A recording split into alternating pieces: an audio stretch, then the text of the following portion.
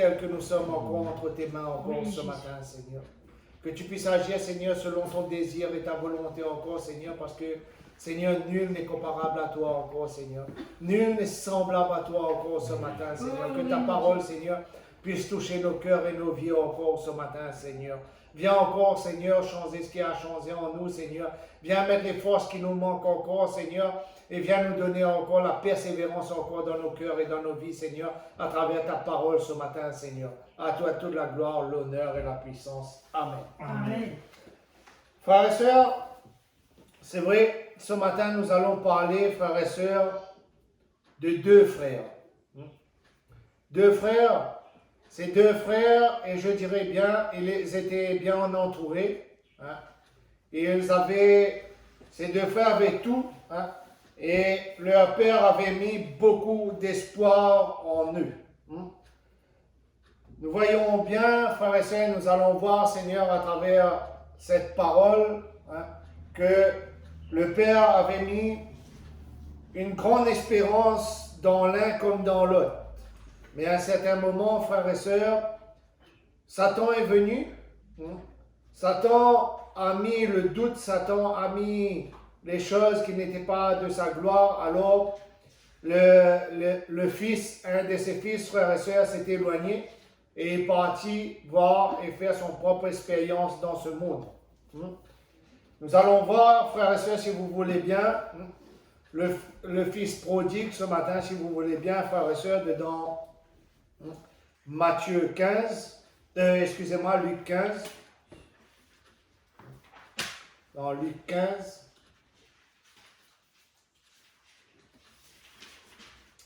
Nous allons voir, frères et sœurs, qu'il avait tout.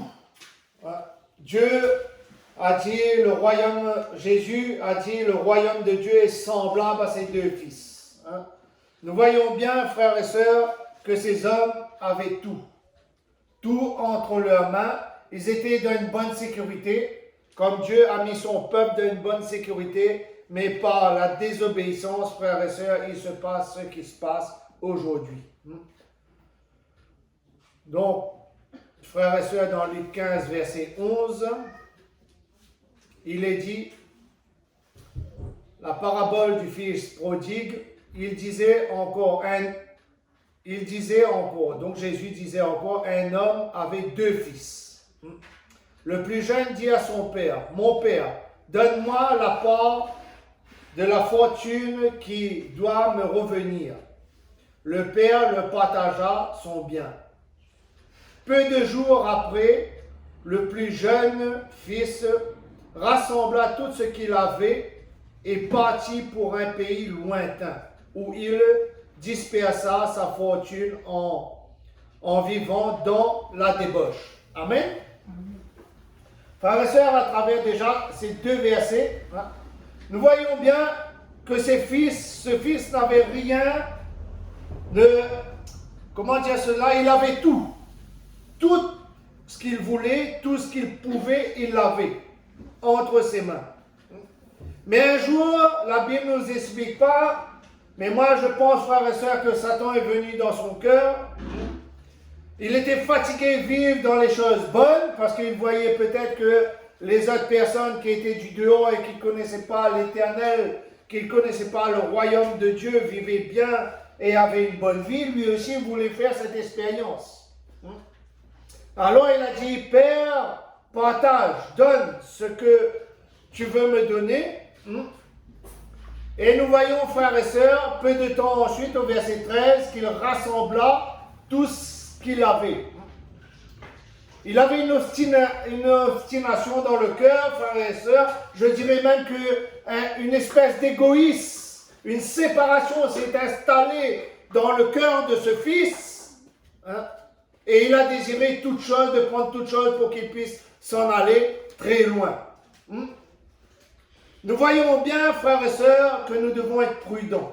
Nous, autant qu'enfants de Dieu, que nous devons être prudents, frères et sœurs, avec la parole du Seigneur, que nous devons veiller les uns sur les autres pour que Satan n'offre pas d'orgueil et ne nous sépare pas de la grandeur et de la puissance de Dieu. Au verset 14, il est dit, lorsqu'il eut tout dépensé, une grande famine survint dans ce pays et il commençait à manquer toutes choses. En présence de Jésus-Christ, frères et sœurs, en présence de notre Dieu grand et tout-puissant, nous ne manquons rien. Malgré que nous sommes faibles, malgré qu'il nous manque des forces, frères et sœurs, mais Dieu vient et amène la joie et met la joie en nous encore. Ce fils, frères et sœurs, il avait tout, frères et sœurs, à travers ce Père. Il avait toutes choses. Il nous est dit bien, une grande famine vint. Une grande famine survint dans ce pays. Et il commençait à manquer des choses. Pourtant, dans la maison de son Père, il a tout. Dans la maison du Seigneur, n'avons-nous pas toutes choses, frères et sœurs? Amen. Qu'est-ce qui est plus important que la vie éternelle? Il n'y a pas de plus grande chose que la vie éternelle. Amen. Nous avons cette assurance de connaître, si nous faisons et nous accomplissons la volonté de Christ, que nous avons la vie éternelle. Amen. Oui, chacun, nous avons nos défauts, nous avons nos problèmes, mais c'est Christ. Si nous faisons passer la volonté de Dieu avant toute chose, frères et sœurs, c'est lui qui agira, c'est lui qui accomplira.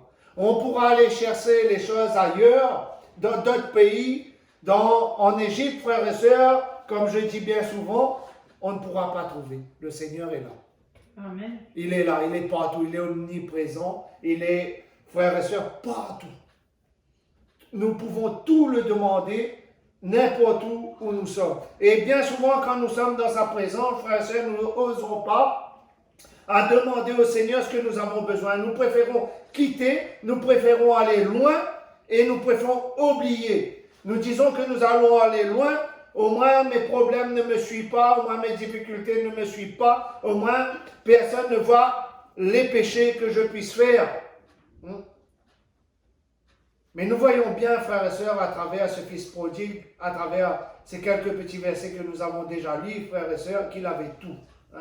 Et là où il partait vivre dans la débauche, frères et sœurs, il a eu une destruction spirituelle, physique et matérielle, je dirais. Il a eu un manque de toutes choses.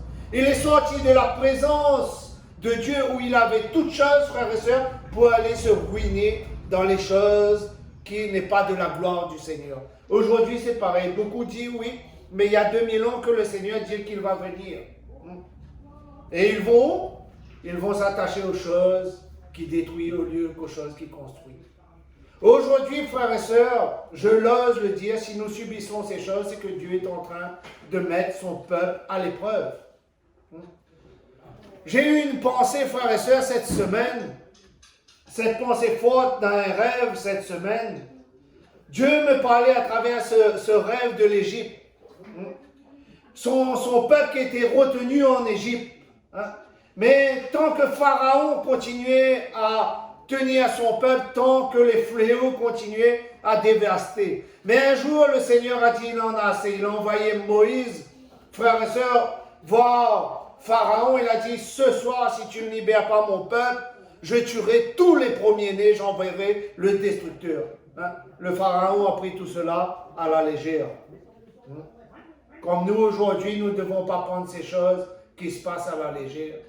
Mais Jésus a dit à son peuple, prenez un agneau sans défaut, sans aucune marque, aucun défaut, parfait. Tuez-le et mettez le sang sur la porte. Et Jésus a envoyé l'ange destructeur. Vous allez me dire, frères et sœurs, oui, mais quel rapport y a-t-il avec le fils prodigue? Le fils prodigue vivait dans une parfaite harmonie, dans une parfaite paix, dans une parfaite grâce.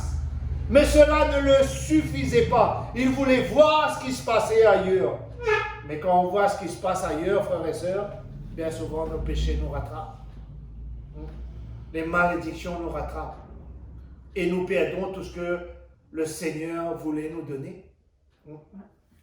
Qu'est-ce que le Seigneur nous dit? C'est la grâce. C'est la bienveillance tarde à venir. Attends-la. Amen. Attends-la. Attendons cette grâce encore. Chacun d'entre nous, frères et sœurs, a des difficultés, a des problèmes. Mais si nous nous attendons au Seigneur, tout cela partira. Au verset 15, il dit,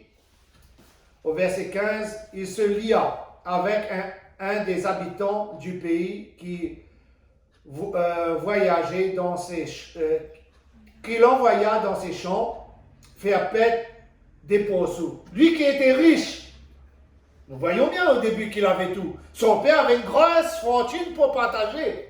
Hein? Comme Dieu, notre Père, Jésus-Christ, a une grosse fortune à nous partager, qui veut dire le ciel, qui veut dire encore le paradis, frères et sœurs, qui veut dire encore, frères et sœurs, où nos âmes seront réunies. Il se retrouvait seul, sans famille, sans rien, à suivre un étranger, frères et sœurs, et à élever quoi? Hein? Des ponceaux.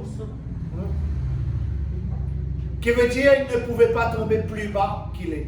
Bien souvent, frères et sœurs, Dieu veut nous délivrer. Bien souvent, Dieu veut enlever le péché qui est en nous. Bien souvent, Dieu veut détruire le péché qui est en nous. Mais nous sommes trop pressés. Et nous voulons aller au-dessus de ces choses. Comme moi-même, frères et sœurs, Dieu m'a dit que j'aurais quelque chose à accomplir. J'ai hâte d'accomplir ces choses. Mais est-ce que si je précipite ces choses, frères et sœurs, cela se fera comme Dieu le veut? Non, il faut attendre. Il faut attendre. Ce fils prodigue, frère et sœur, n'a pas su attendre.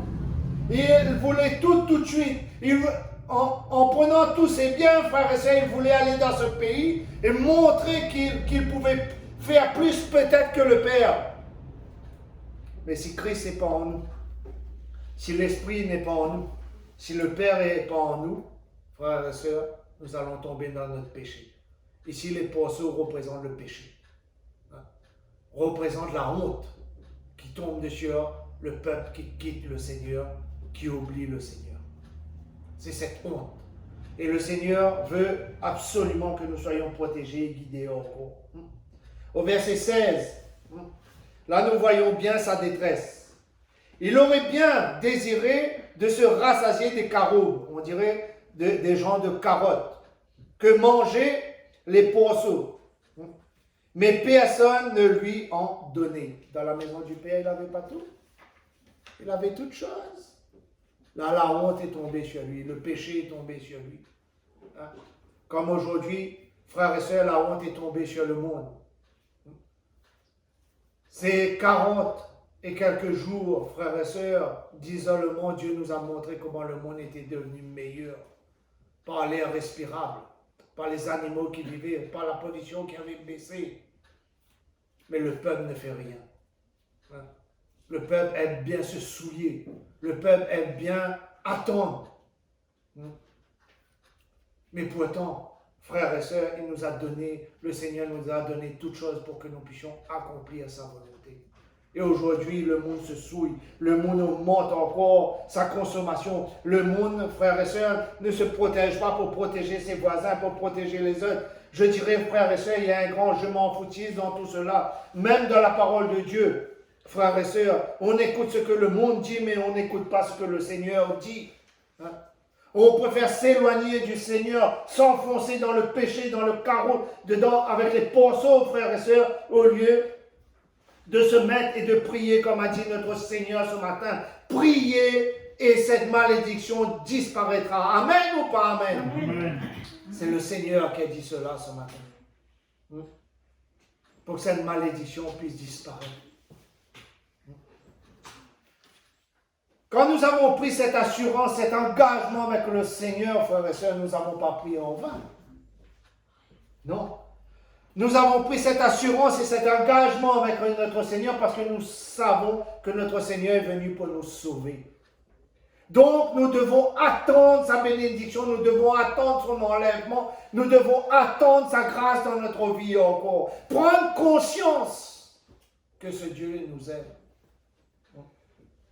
Frères et sœurs, à travers ce premier fils, frères et sœurs, nous voyons bien qu'il n'a pas su attendre, qu'il est parti, qu'il s'est enfui.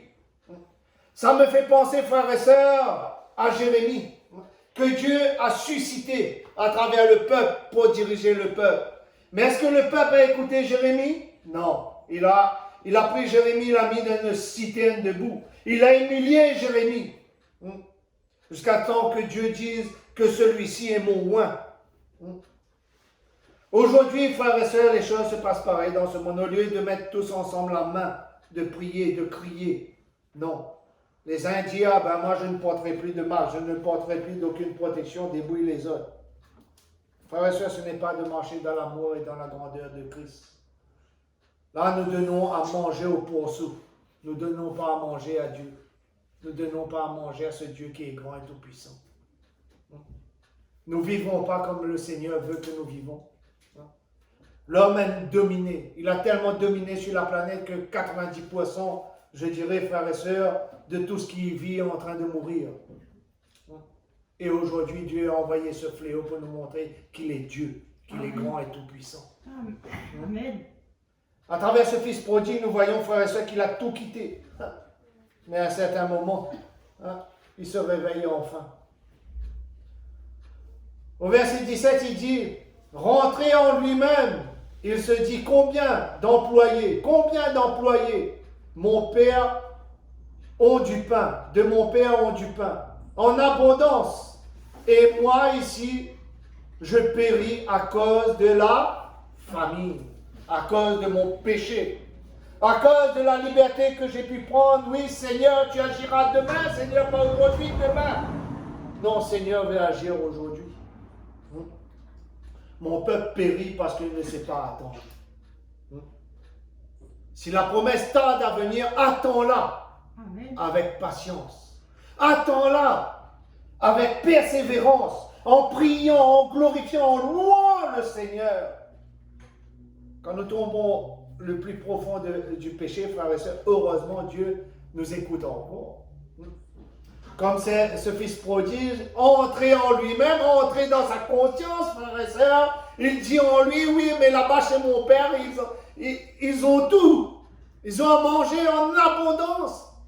Et moi, je n'ai plus rien. Dieu nous a donné cette planète pour que nous puissions, frères et sœurs, nous nourrir, mais pas pour que nous la détruisons, frères et sœurs, non pour que nous l'exploitons jusqu'au dernier, frères et sœurs. S'il se passe ça aujourd'hui, Dieu nous montre une grande leçon encore aujourd'hui. Hein? Il nous montre que nous devons entrer en nous, que nous devons être tous unis pour prier et faire la volonté de Dieu. Hein? La volonté de l'humain, frères et sœurs, est que argent, puissance. C'est ça la volonté de l'humain. Toujours avoir plus, mieux. Si mon voisin a une télé de 80 cm, moi je vais vouloir une télé de 160 cm. Si mon voisin a une petite Clio, moi je voudrais une BM. Si mon voisin a un téléphone simple, moi je voudrais le iPhone. C'est quoi le dernier, le 12?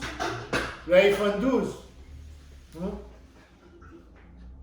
Frères et sœurs, tout cela nous conduit dans le péché. Tant que nous ne prendrons pas conscience de rentrer dans notre intérieur, pour voir la volonté de Christ. C'est pour cela que Christ dit que mes serviteurs passeront invisibles. Parce que les serviteurs de Dieu prendront conscience à travers leur cœur et leur vie. Prendront conscience, frères et sœurs, comme ce fils prodige, de regarder au plus profond d'eux et de voir la volonté de Christ. Ils prendront conscience. La résolution vient, frères et sœurs, quand nous sommes au plus bas. Mais il faut prendre cette résolution avec conviction, avec amour, avec puissance pour le Seigneur, mais non pour l'humain. Amen. Il est dit au verset 18, frères et sœurs, je me lèverai, j'irai vers mon Père et je lui dirai, Père, j'ai péché contre toi, contre le ciel et la terre, contre toi, le ciel et la terre.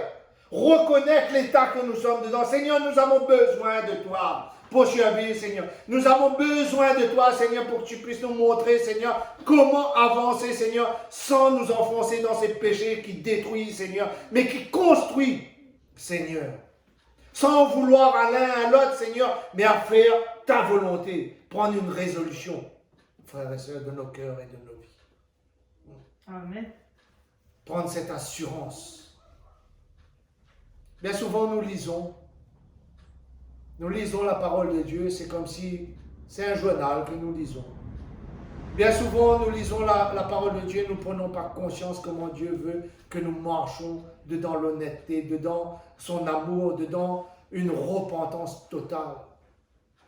Je le redis aujourd'hui, si tout le monde avait la même vision avec le Seigneur, il n'y aurait plus de guerre, il n'y aurait plus de famine, il n'y aurait plus, frères et sœurs, amis, tout ce qui se passe sur cette terre. Mais non, le peuple est divisé. Ah, moi je suis de tel, moi je suis de tel, moi je suis de tel. Mais n'oublions pas que nous sommes tous enfants du Seigneur. Nous avons tous été créés à l'image de Dieu. Amen. Frères et sœurs. Et si nous marchons comme son Fils a marché, tout cela aurait été résolu. Hein? Mais nous voyons bien, frères et sœurs, après toutes les difficultés que ce Fils prodigue, j'espère, frères et sœurs, qu'après tous ces virus, qu'après tout ce qui se passe, nous prendrons vraiment conscience de la grandeur et de l'amour de Christ dans nos vies. Et comment servir ce Seigneur. Vous savez, pas plus tard que tout à l'heure, j'ai été attaqué là. Vous savez qu'est-ce que Satan m'a dit? À quoi ça sert? Rentre chez toi. Ça sert à rien. Là. Tu es faible. Hein? Tu es inutile. Tout ce que tu dis est inutile. Mais je ne fais pas la volonté de Satan. Je fais la volonté de mon Père Amen. qui m'a aimé le premier. Amen. Je fais la volonté de celui que je me suis résolu quand j'ai renoncé à faire le péché, à suivre. Ce Dieu qui est grand et tout-puissant. Je ne dis pas que demain sera plus facile, ce serait vous mentir, frères et sœurs. Demain il sera encore plus difficile qu'aujourd'hui. Mais si Dieu est auprès de moi, je ne craindrai aucun mal. Amen. Ce n'est pas moi qui dis, c'est la parole de Dieu qui dit. Alléluia. Mais ce fils prodigue est en train de se rendre compte de son erreur. Il se lève. J'irai vers mon Père, j'irai vers mon Dieu, j'irai crier, Seigneur, viens Seigneur. Viens accomplir ta volonté, Seigneur. Viens nous délivrer de cette maladie, Seigneur, si tu le veux, Seigneur, ô Dieu Tout-Puissant. Vois le cœur de tes enfants, Seigneur. Parce que le Seigneur veut un cœur juste. Où il n'y a pas la perfection, Dieu ne peut pas agir. Où il n'y a pas le même esprit, la même espérance, Dieu ne peut pas agir. Je ne peux pas dire que j'aime Dieu et que j'aime mon frère. Ben oui, si je prie, l'autre, si lui va guérir, lui n'est pas de ma communauté. Je le répète, frères et sœurs, nous avons été tous construits à l'image de Dieu. Amen.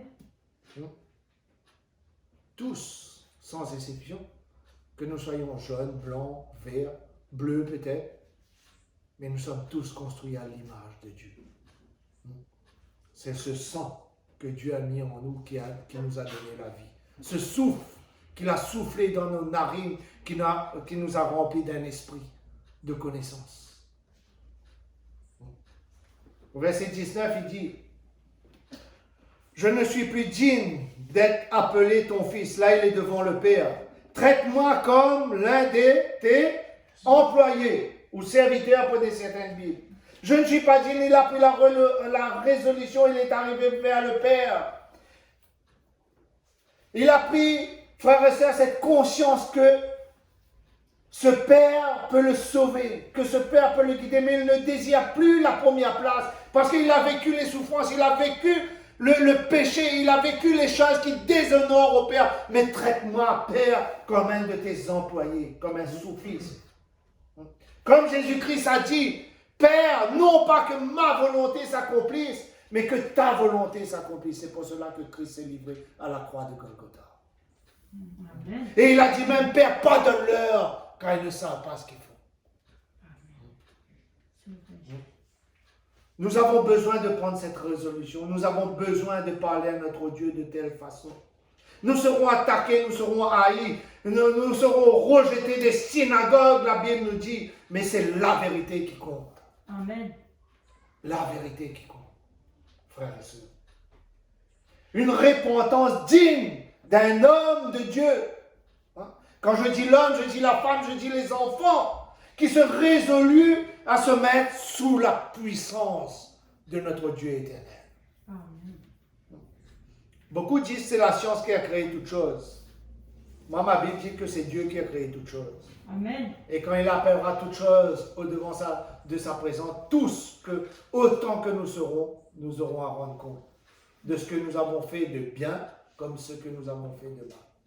Mais si nous résolutions, frères et sœurs, comme cet homme, comme ce fils, je ne suis plus digne, Père. Je ne suis plus digne parce que j'ai quitté ton royaume. J'ai parti faire des choses de souillure. J'ai parti faire les choses qui ne glorifient pas ton royaume. Je ne suis plus digne. Traite-moi comme un de tes employés, de tes serviteurs. Je suis chef de maison et je me retrouve à nettoyer les toilettes. Voilà en quelques mots qu'est-ce que ça veut dire, frères et sœurs.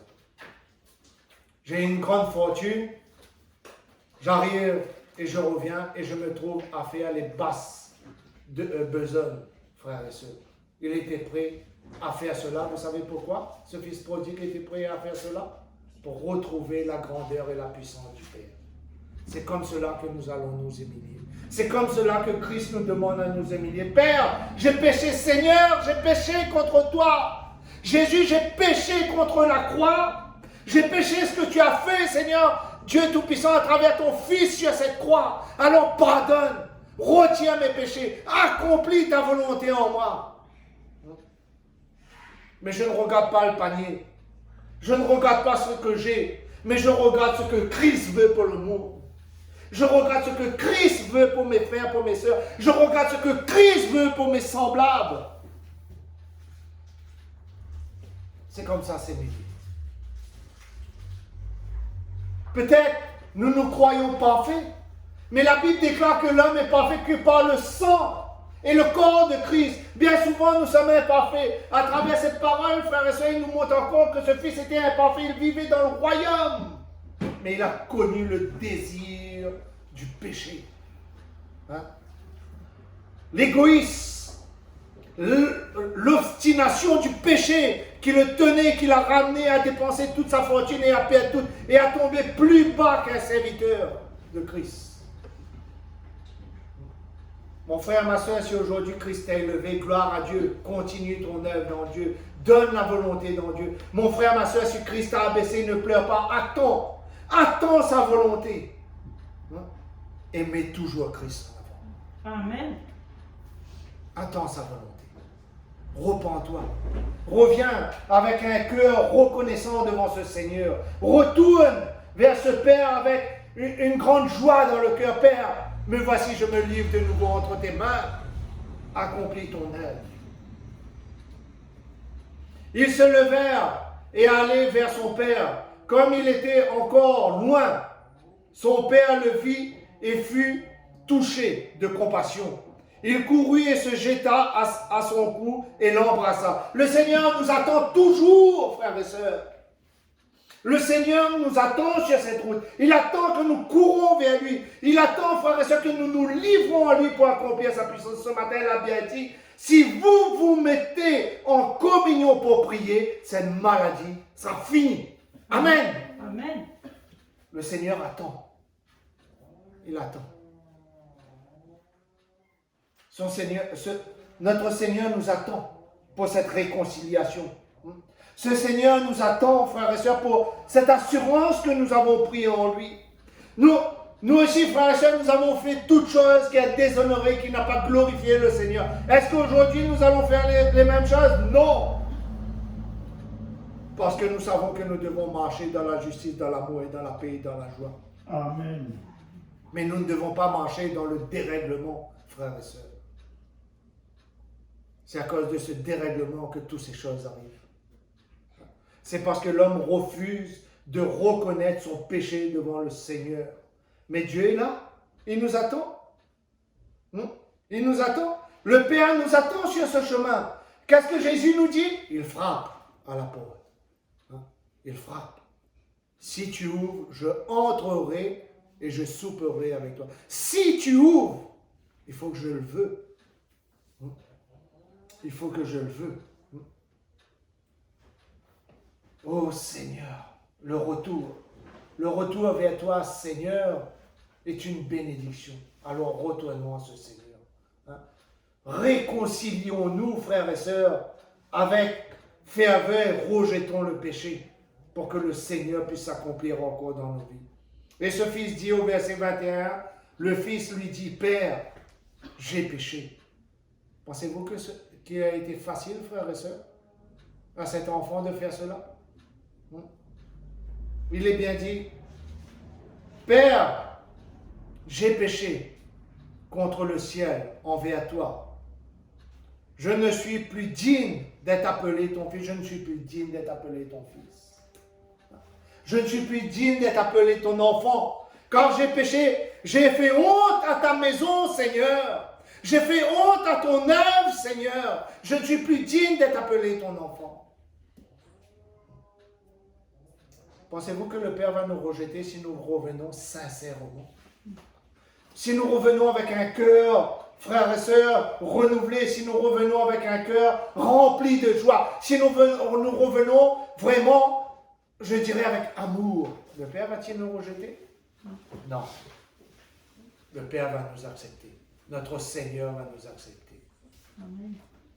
Tant que nous sommes pas encore morts, écoutez bien, frères et sœurs, tant que nous sommes pas encore morts, nous pouvons demander pardon et nous pouvons revenir au Père. Amen. Parce que la grâce nous est offerte. Amen. Quand il est mort, tout est accompli. C'est le jugement que nous devons attendre. Mais aujourd'hui, nous pouvons choisir de quel jugement nous aurons. La mort éternelle ou la vie éternelle. Pour celle et celui qui croit. Amen. Parce que Dieu n'oblige personne. Et au verset 22, quand nous revenons au Père, nous revenons au Père, qu'est-ce que le Père dit? Mais le Père dit à ses serviteurs, dit aux serviteurs, apportez vite la plus belle robe et mettez-la à lui. Mettez-lui aussi une bague au doigt ou un anneau pour certaines Bibles et des sandales pour ses pieds. Je te donne l'armure, comme il était dit dans Éphésiens 6. Remets l'armure de grâce du Seigneur sur toi. Remets l'armure de paix, la prière, la louange, la gloire, l'honneur du Seigneur sur toi. Reçois de cette boue et remets cet honneur sur toi. Le Père va te donner à remettre cet honneur sur toi. Le Père ne voudra pas que tu marches dans les ténèbres, mais il va te donner l'anneau, qui veut dire l'anneau de Christ. Le sang qui a été sacrifié à cette croix à travers cet anneau, il va montrer aux autres que tu es l'enfant de Dieu.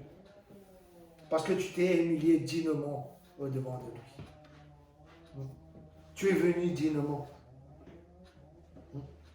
Et nous allons voir des prodiges, frères et sœurs. Quand les hommes, les femmes, les enfants de Dieu se remettront entièrement aux mains de Dieu, vous allez voir les morts ressuscités. Vous allez voir même les tombes ouvrir, frères et sœurs. Vous allez voir les handicapés marcher. Vous allez voir les anges descendre. Parce que Dieu a accompli sa promesse. Amen. Amen. Il ne change pas. Dans nos faiblesses, il remplit sa force.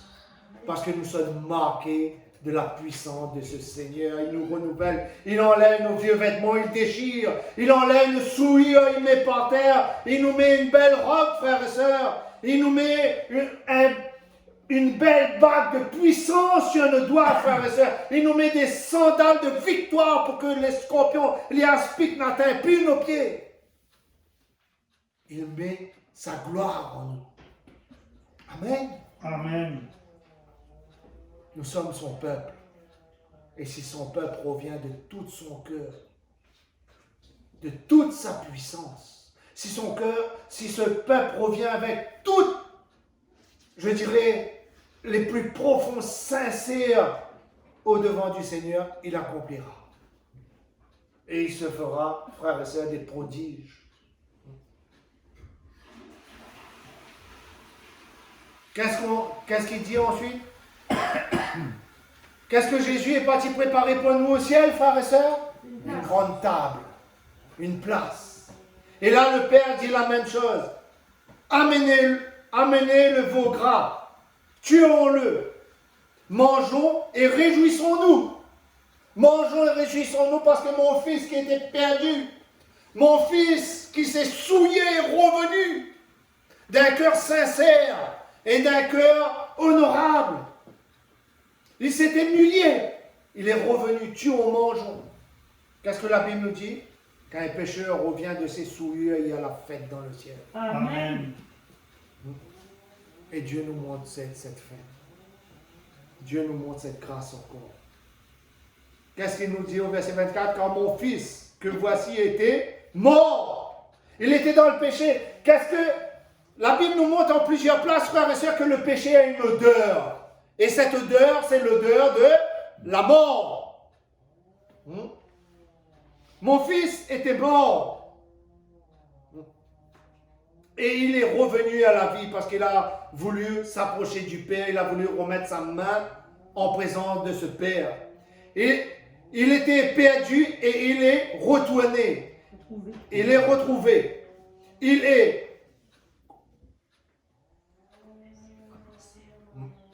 et se réjouir. Il est temps de commencer les réjouissances et de se réjouir parce que mon fils était mort. Il puait déjà. Il était dans la drogue, il était dans l'alcool, il était dans toutes choses de souillure, de la prostitution, il était dans les choses qui ne correspondaient pas au Seigneur. Il haïssait les autres, il frappait les autres. Mais il est revenu de tout cela. Il est revenu. Nous voyons ce qui se passe, frères et sœurs, dans notre pays aujourd'hui. À 15 ans, on trouve la mode à travers une balle. Ce n'est pas l'œuvre de Dieu, cela. C'est l'œuvre satanique qui est en train d'atteindre cette planète. Il est temps pour le peuple de Dieu de se réveiller, de prier encore plus intensément. C'est vrai que ces choses, la Bible nous dit qu'il doit arriver. Mais la Bible dit aussi les enfants de Dieu passeront invisibles. Ils accompliront de grandes choses.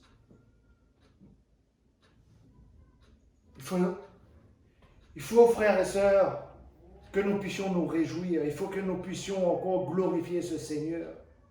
Mais tout consiste, si nous sommes loin du Père, de nous approcher du Père. Qu'importe la race, qu'importe la couleur, qu'importe ce que nous faisons, mais ce qui compte, c'est la volonté de Christ dans nos vies. Amen. Et les choses s'accompliront comme Dieu le veut. Amen. Or, le Fils aîné, celui qui était resté, écoutez bien, a été dans la présence de Dieu tous les jours. L'autre était avec le Père qui donne tout, je suis parti, il s'est entré dans les souillures. Or, le Fils aîné était dans les champs. Lorsqu'ils revenaient et s'approchèrent de la maison, ils entendirent de la musique et des danses. Lui est resté là-bas. Lui accomplissait toujours ce que le Père lui disait. Cette histoire, si vous voulez bien, frères et sœurs, cette parabole me fait penser à Abel et Caïn. Lisez, si vous avez du temps, à l'offrande d'Abel et de Caïn. Ce n'est pas à cause que nous sommes dans l'église de Dieu que nous serons sauvés. Si nous avons un mauvais fond de mentir, nous avons pris, un baptême qui ne correspond pas au Seigneur, qui veut dire un baptême de fureur, un baptême de mépris pour les uns pour les autres, nous n'entrerons jamais dans le royaume de Dieu. Si nous prenons à la légère ce que Christ nous dit, nous n'entrerons jamais dans le royaume de Dieu. Je pourrais être là le dimanche, le mercredi, 7 jours sur 7, ce n'est pas pour cela que je serai sauvé. C'est le fruit que nous allons porter qui va montrer à l'Éternel comment nous serons sauvés. Nous avons vu le premier fils prodigue, frères et sœurs, nous pouvons dire que son fruit s'est pourri. Il est parti avec un mauvais cœur, un mauvais esprit, tout en faisant des choses qui déplaient au ciel. Mais il s'est rendu compte que ces choses déplaisaient au ciel. Il est venu devant son Père. Il est venu devant Dieu. Il s'est prosterné devant Dieu. Il a demandé pardon.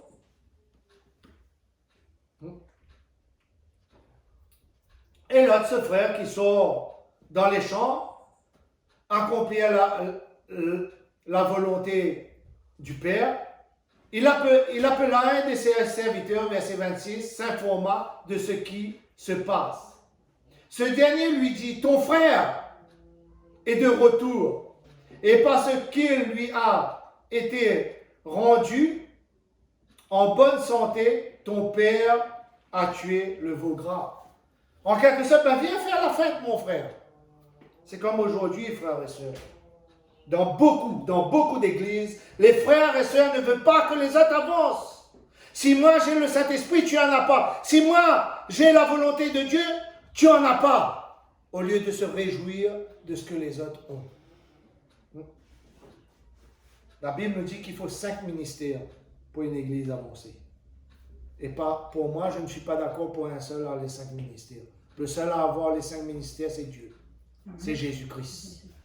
C'est eux qui ont les 5 ministères. 2 déjà, c'est trop pour un homme. De ma faveur, ça. 2, c'est trop pour un homme. Là, nous voyons bien ce fils prodigue. Prenons un peu de recul et prenons compte.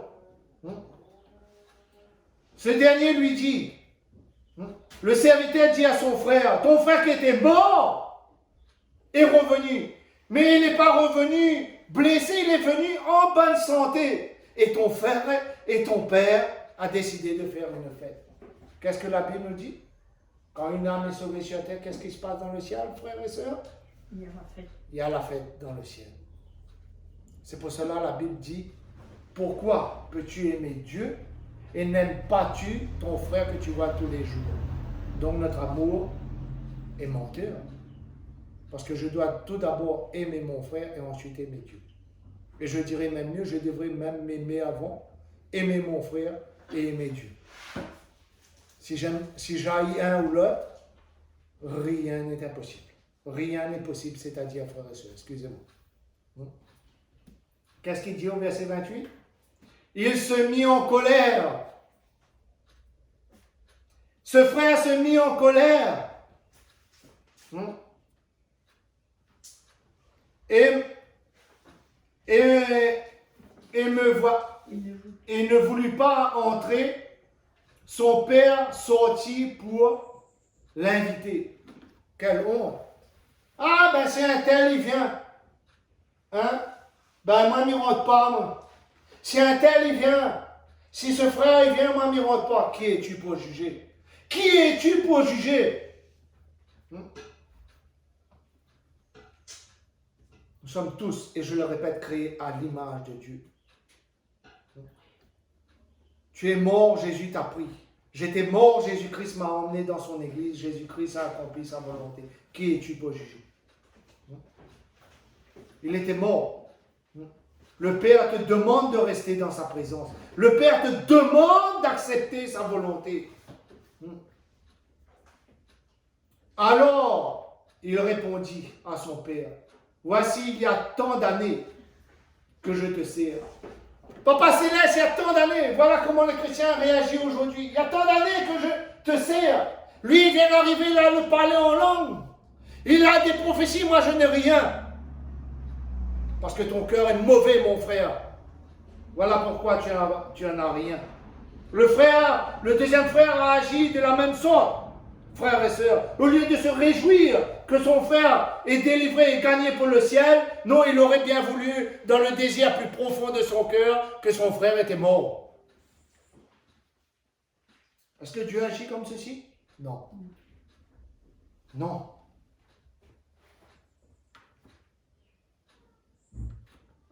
Continuons ce verset 29, il nous dit, « Jamais je n'ai désobéi à tes ordres. Et à moi, jamais tu m'as donné un chevreau pour me rassasier avec mes amis. » En quelque sorte, celui qui était là tous les jours, il servait quoi pour vous? Il servait le Père? Non. Il servait son ventre et son intérêt. Il était là tous les jours, mais il attendait d'autres choses. Pour lui, en quelque sorte, la Bible ne nous précise pas, mais si nous lisons entre les lignes, ben, vaut mieux que le frère n'aurait été mort, vaut mieux être sauvé. C'est ce qui se passe à travers beaucoup de chrétiens aujourd'hui, de disciples de Dieu. Moi, j'étais là pendant plus d'années, donc j'ai plus d'expérience. Mais mes frères, mes soeurs, mes pasteurs, mes anciennes, j'aimerais bien vous dire et vous dire encore ce matin. qu'il y avait très peu de cultivés parmi les disciples de Dieu et qu'il y avait beaucoup d'illettrés. Mais ce qui agissait, c'était l'esprit de vérité. Amen. C'est ceci qu'il faut laisser. Et nous voyons que ce deuxième homme n'avait pas cet esprit de vérité. Nous voyons que ce frère n'avait pas l'esprit de vérité malgré qu'il était dans l'église. Il servait son propre désir et sa propre volonté, ses propres passions. Mais Dieu va parler. Si Jésus dit que le fils prodigue est semblable au royaume de Dieu, donc Dieu va parler. Et qu'est-ce qu'il dit? Mais quand ton fils que voilà est arrivé, celui-ci a dévoré tous tes biens. Avec des prostituées pour lui, tu as tué le veau gras. Ils ont fait toute bêtise, il lui a gagné tout et c'est eux et lui qu'on met en l'air. Parce qu'il s'est repenti, mon frère. Toi, ta repentance est fausse. Ta repentance est basée sur l'argent. Ta repentance est basée sur la reconnaissance. Ta repentance est basée sur les prodiges qui n'est pas de la gloire de Dieu. Voilà pourquoi ce monde est comme ceci aujourd'hui. Parce que beaucoup qui disent se servir de Dieu se servent de la parole de Dieu comme bouclier pour mettre sur sa tête pour s'enrichir et non pour accomplir la volonté de Dieu. Et tant que ces choses passeront, ce monde sera dans ce déclin. Nous avons vu au premier, frères et sœurs, la vraie repentance. Mais ce deuxième fils n'a pas la vraie repentance. Mais le Père qui est grand et tout-puissant va remettre de l'ordre. Le Père qui est grand et tout-puissant va remettre de l'ordre parce qu'il dit, un jour, tout genou fléchira au-devant de moi. Amen. Au verset 31, il dit, toi mon enfant, lui dit le Père, Dieu lui dit, tu es toujours avec moi et tout ce que j'ai est à toi. Tout ce qui est là est à toi. Pourquoi te plains-tu? Parce qu'il ne voulait pas que l'autre se repente. Il ne voulait pas que l'autre réussisse. Et c'est le défaut de beaucoup aujourd'hui. Ben oui, lui, il m'a fait beaucoup de mal. Mais mon frère, ma soeur, Jésus-Christ est mort. Est mort pour cela. Jésus-Christ s'est livré à la croix de Golgotha pour cela. Pour nos péchés. Pour nous donner cette assurance de vivre dans la paix. Tout est là. Tout est là, mon fils, dit le Père. Mais il fallait bien se réjouir, le Père lui dit. Et de se réjouir, car ton frère, qui voilà, était mort, et il est revenu à la vie. Il était perdu et il est retrouvé. Amen. En quelque sorte, attention que tu te perds, mon frère. Attention que tu te perds dans la gloire, qui n'est pas la gloire de Dieu. Attention que tu te perds dans les œuvres que Dieu te demande que tu fasses et que tu ne le fais pas. Tout cela te sera redemandé. Frères et sœurs, nous voyons bien dans cet épître. Nous voyons bien, frères et sœurs, dans cet évangile, excusez-moi, de Luc, comment Dieu veut que nous marchions. Comment Dieu n'empêche pas que nous soyons tous les jours à l'église. Mais Dieu veut des cœurs et des vies sincères. Une totale et unique repentance. Et si l'église de Dieu, qu'importe, parce que l'église ce n'est pas le bâtiment, mais l'église c'est nous. Si l'église de Dieu est pure, Christ aurait été déjà là.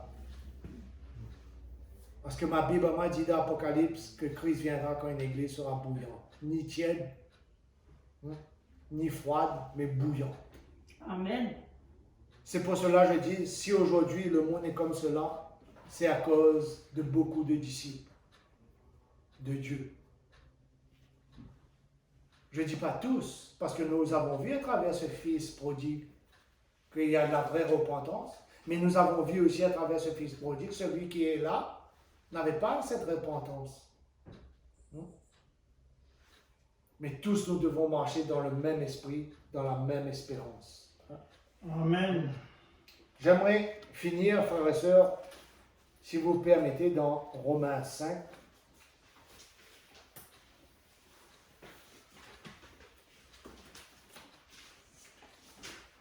Il est dit le fruit de la justice par la foi. Romains 5, verset 1.